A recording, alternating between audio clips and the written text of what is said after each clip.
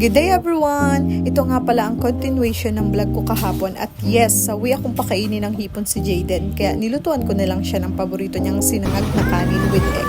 At kinain din naman niya. Pagkatapos ay sinama ko siya sa bayan para naman makalabas-labas siya.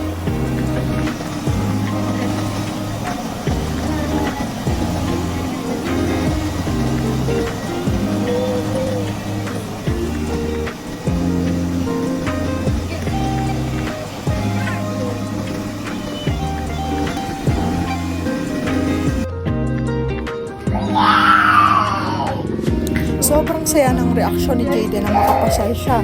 Napakaaliwalas din nga dito at bukod doon ay wala ding mga sasakyan kaya kahit kung saan pumunta si Jayden ay okay lang.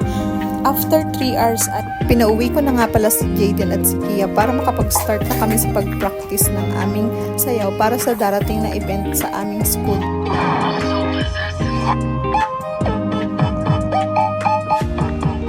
Inabot na nga pala kami ng gabi sa pagpapractice. Kinabukasan ay gumising ako ng alas 5 ng umaga para maglaba. At inabot na nga ako ng liwanag sa paglaba.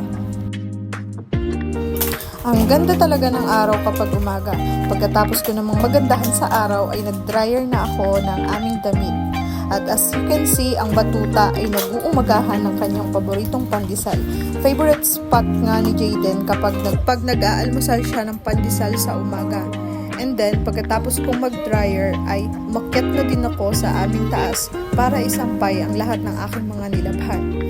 At yun lamang. Thank you for watching. Bye-bye!